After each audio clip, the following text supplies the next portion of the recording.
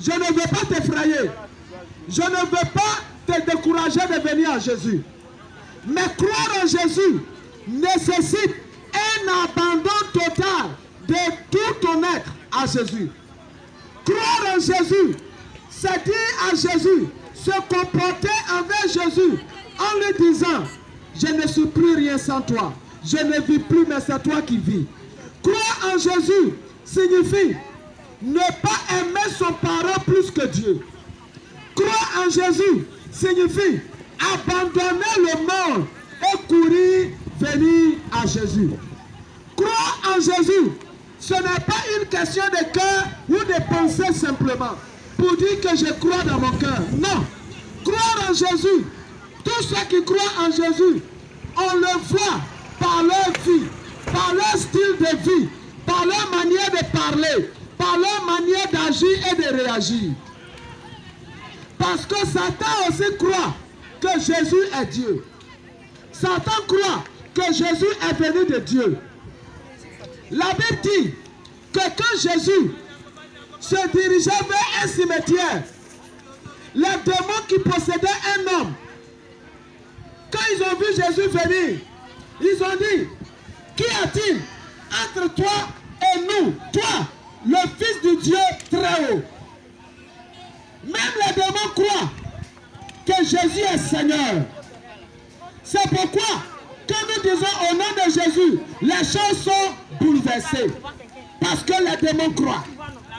Eux-mêmes ils croient. La Bible dit, à la mention du nom de Jésus, tout genou fléchit et toute langue confesse que Jésus est Seigneur. Vous voyez? Même les arbres savent que Jésus est Seigneur. Même les animaux savent que Jésus est Seigneur. La Bible dit, à la mention du nom Jésus, tout genou fléchisse et toute langue confesse que Jésus est Seigneur. Ça veut dire que toutes les créatures de Dieu connaissent Jésus. Donc, croire en Jésus, ce n'est pas simplement aller à l'église. Ce n'est pas simplement pratiquer une religiosité quelconque. Croire en Jésus, c'est accepter Jésus.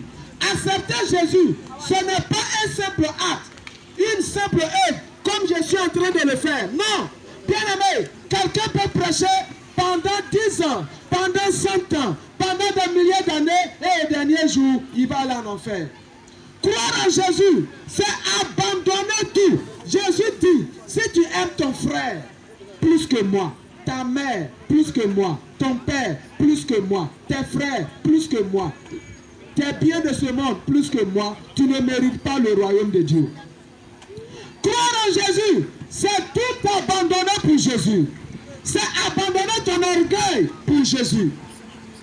Croire en Jésus, bien aimé, c'est se renier soi-même pour mettre Jésus à la priorité de ta vie. Croire en Jésus, c'est laisser tout ce que tu fais et venir à Jésus. Croire en Jésus, c'est que Jésus soit le maître. C'est faire de Jésus le maître de ta vie, le maître de ton commerce. Certains d'entre nous, bien-aimés, ont pris un fétiche comme le maître de leur commerce, le maître de leurs études, le maître de leur vie, le maître de leurs œuvres, le maître de leurs activités. Il y a des gens qui ont même, comme on le dit en français ivoirien, qui ont même passé leur patron pour avoir un poste meilleur. Il y a des gens qui ont commis des corruptions et des corruptions pour être un simple policier, pour être un simple professeur, un simple instituteur. Ils payent de l'argent. Il y a des gens qui payent millions pour aller passer concours. Est-ce que Jésus est corrompu? Est-ce que Dieu est corrompu? Bien-aimé, croire en Jésus, c'est recevoir tous les dégâts qui peuvent s'impliquer dans ton adoration. Croire en Jésus, c'est accepter de mourir pour lui. Croire en Jésus, bien-aimé, même accepté d'être égorgé pour Jésus. Croire en Jésus, bien-aimé, ce n'est pas un simple débat. Ce n'est pas un simple débat. Croire en Jésus, bien-aimé, c'est croire que tu ne vis plus, mais c'est lui qui vit en toi. Si vous pouvez faire ça, vous serez sauvés. Même nous qui sommes ici, tout ce que je viens de dire, en ce qui concerne Jésus, si je ne peux pas faire ça, je ne serai pas sauvé. Je vous donne un exemple. Quand vous lisez dans la Bible, tous les apôtres de Jésus, il y a d'autres qui ont été crucifiés, la tête en bas, les pieds en haut. Mais ils n'ont pas renié Jésus. Étienne, si Étienne disait, Paul, dis à tes hommes de me laisser, à partir d'aujourd'hui, je ne prêche plus Jésus, on allait le laisser. Mais il n'a pas dit ça. Il a continué parce qu'il croit en Jésus. Bien-aimé, qui est Jésus?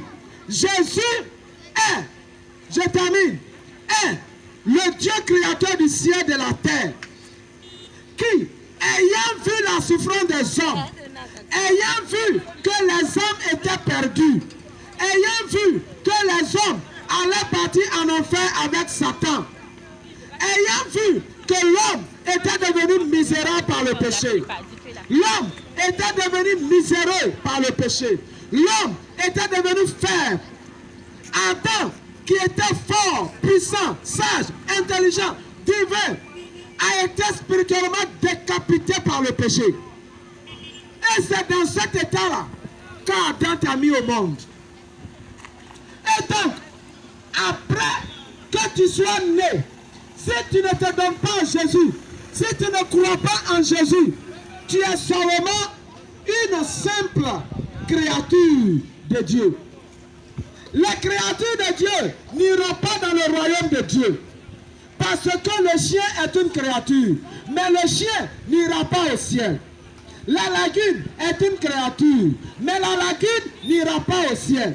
Les cafards sont des créatures de Dieu. Ils n'iront pas au ciel. Les magouillas n'iront pas au ciel. Les lions n'iront pas au ciel. Cette terre est une créature. Elle n'ira pas au ciel. D'ailleurs, je vais te lire quelque chose. Écoute ceci.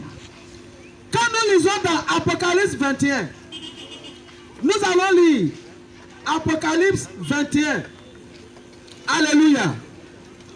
Quand nous lisons dans Apocalypse 21, à partir du verset 1, je vais lire le verset 1 et le verset 2. Vous allez comprendre quelque chose. Dieu revient bientôt. Jésus revient bientôt, bien-aimé. Ne reste pas dans ton église en train de vivre dans le péché en pensant que tu vas partir au ciel. Ne reste pas dans la chorale en demeurant dans le péché et tu vas croire que tu vas aller au ciel. Ne reste pas là avec tes responsabilités à l'église que tu fais bien pour plaire au pasteur, pour plaire aux membres, pour plaire aux hommes et en restant dans ton péché tout en pensant que à ta mort, tu vas partir au ciel.